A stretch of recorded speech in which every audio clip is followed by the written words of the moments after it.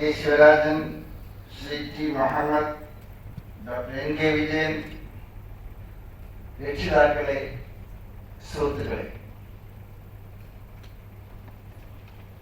ഈ ലീഫ്ലെറ്റ് ഞാൻ നോക്കിയത് പ്രധാനപ്പെട്ട വാചകങ്ങൾ.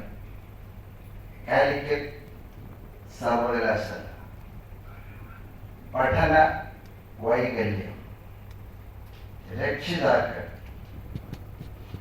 Shri K Shivraj, doctor Muhammad Mustafa. ഈ വാക്കുകൾ തന്നെ ഈ പരിപാടിയുടെ ഉള്ളടക്കത്തെ വിളിച്ചോതുന്നു.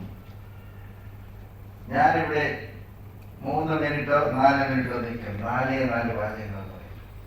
ആദ്യത്തെ വാചകം to my friend doctor Sivarajan, mister അഹർ and his team. Congratulations for organizing this.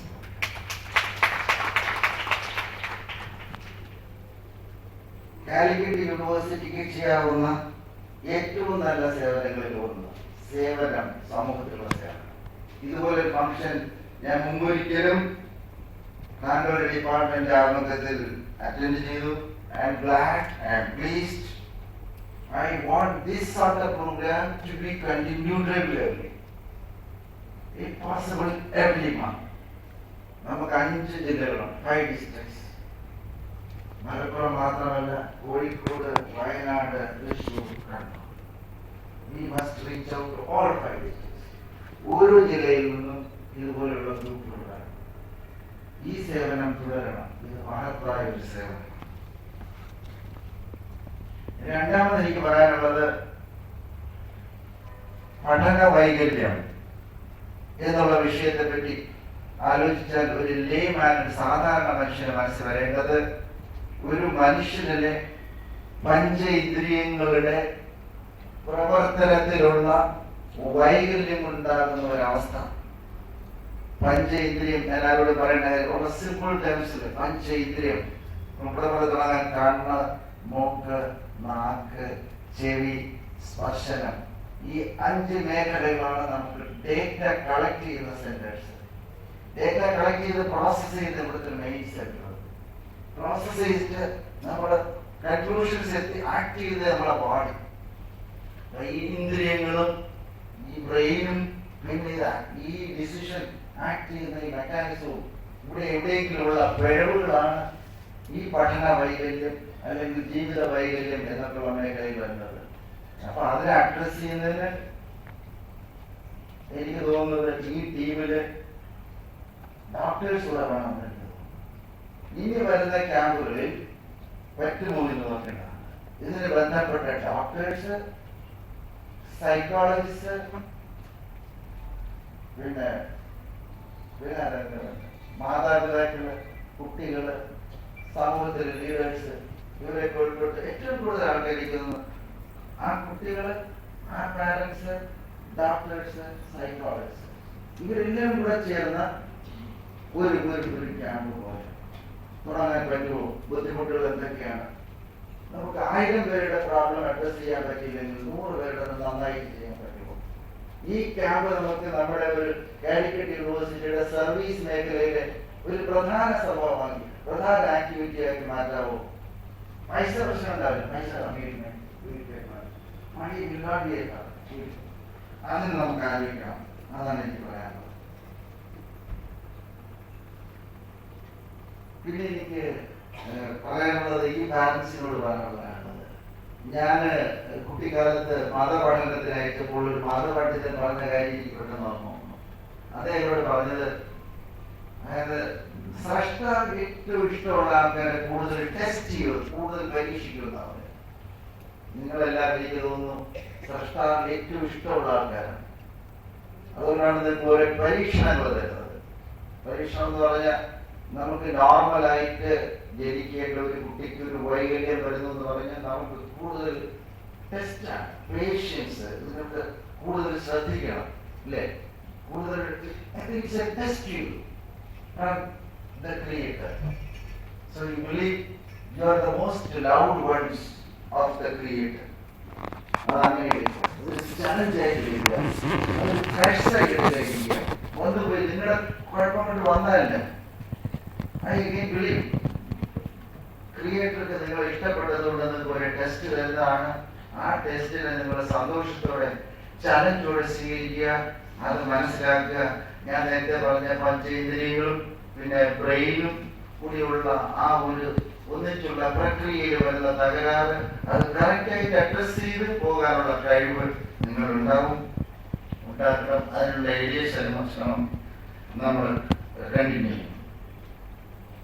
പിന്നെ എനിക്ക് ഡോക്ടർ ശിവരാജൻ ഇവിടെ നമ്മൾ വന്ന് ഈ പ്രസംഗം കഴിഞ്ഞിട്ട് ഇവർ കിട്ടുന്നത് 2-3 മണിക്കൂറായിരിക്കും. ഈ മണിക്കൂറിൽ ഇതിലെ വിദ്യാഭ്യാസത്തിന്റെ ലെവലിൽ പല തലങ്ങളിൽ നിൽക്കുന്ന ആൾക്കാരാണ്. ഇവരോട് നമ്മൾ കമ്മ്യൂണിക്കേറ്റ് ചെയ്യുമ്പോൾ എത്ര ഇഫക്റ്റീവായിട്ട് റീച്ച് ചെയ്യാൻ പറ്റും എന്നുള്ള രീതിയിലുള്ള റിസോഴ്സസ് നമ്മൾ ഉപയോഗിക്കണം. ഒരു കേസ് പ്രസന്റ് ചെയ്യും, മേ ബി നമ്മൾ ഈ ഡിസ്പാരിയ എന്നൊക്കെ നമ്മളൊരു ടേംസ് ഇതൊക്കെ മനസ്സിലാക്കാൻ പറ്റുന്ന ആൾക്കാരല്ലേ ഇവിടെ ഇരിക്കുന്നത്. ഡോണ്ട് ടേക്ക് ആസ് എ എന്താ പറയുക ഒരു നെഗറ്റീവ് ആണ്.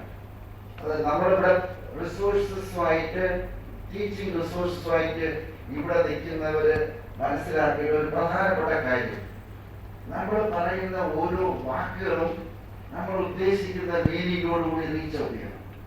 അതിന് വേണ്ടിയുള്ള റിസോഴ്സസ് ഉപയോഗിക്കണം. ഞാൻ നെറ്റിലൊക്കെ ഒരുപാട് സെർച്ച് ചെയ്തപ്പോൾ എനിക്ക് മനസ്സിലായത്, നിങ്ങളിപ്പോൾ പറഞ്ഞ ഡിസബിലിറ്റി പാരാമീറ്റേഴ്സ് നന്നായിട്ട് എക്സ്പ്ലെയിൻ ചെയ്യാൻ പറ്റുന്ന പവർ പോയിന്റുകളും പിക്ചേഴ്സും പിന്നെ ആനിമേഷൻസും ഒക്കെ ഉണ്ട് വെബ്സൈറ്റിലുണ്ട്.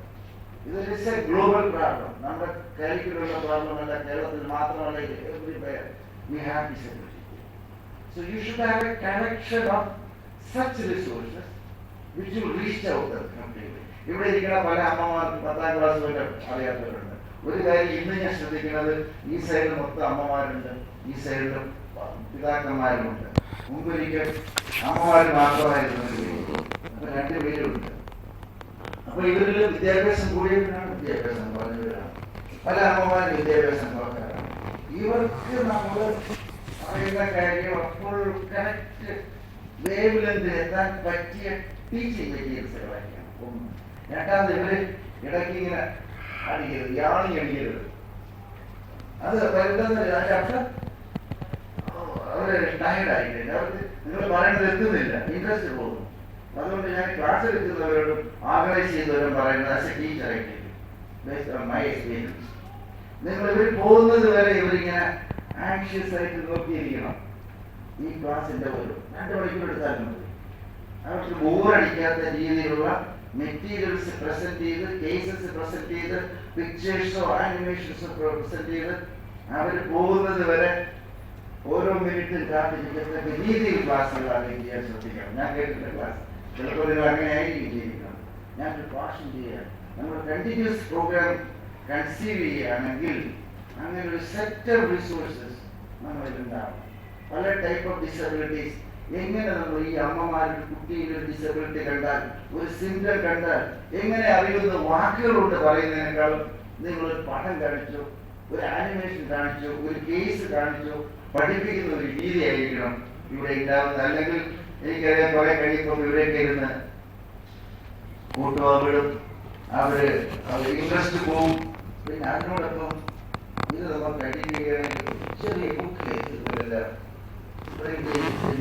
മെയിൻ ആയിട്ടുള്ള ഇഷ്യൂസ് വെച്ചിട്ട് അതെങ്ങനെ അഡ്രസ് ചെയ്യാം, പടങ്ങളും ഒക്കെ ഇത്രയൊക്കെ കൊടുക്കണം. വന്നു കഴിഞ്ഞാൽ കൊടുത്തിട്ടാവുമായിരിക്കും. ഞാൻ അതൊക്കെ കളർ ഫോട്ടോഗ്രാഫ്സൊക്കെ വെച്ചാക്കിട്ട് ഭംഗിയായിട്ട് കൊടുക്കണം. ഞാൻ ഇതൊക്കെ പറഞ്ഞത് കുറ്റമല്ല പറഞ്ഞത്, ഇത് ഇഫക്റ്റീവ് ആക്കാൻ വേണ്ടിയുള്ള ചില മെത്തേഡ്സ് ഒരു അധ്യാപകൻ നൽകിയിരിക്കണം. ഇനി you are doing good job. ഇവർക്ക് ഇത് ഇവിടുത്തെ കഴിഞ്ഞ് പോകുമ്പോൾ അവർ കുറച്ച് കാര്യങ്ങൾ പുതിയത് പഠിച്ചു എന്നുള്ള ഒരു ദിവസം സ്പെൻഡ് ചെയ്യാൻ പോകുമ്പോൾ 1-2 പുതിയ കാര്യം പഠിച്ചു എന്നുള്ള സന്തോഷത്തോടുകൂടി ഈ അച്ഛന്മാരും അമ്മമാരും വന്ന് പോകട്ടെ എന്ന് ആശംസിച്ചുകൊണ്ട് ഈ ശില്പശാല ഉദ്ഘാടനം ചെയ്തതായി പ്രഖ്യാപിച്ചുകൊണ്ട് ഞാൻ നാലുമലയാളമുണ്ട് 5 ജില്ലകളിൽ വ്യാപിപ്പിക്കണമെന്നുള്ള റിക്വസ്റ്റോടുകൂടി നന്ദി പറഞ്ഞും നമസ്കാരം പറഞ്ഞും പിരിയുന്നു. എല്ലാ ഭാവുകങ്ങളും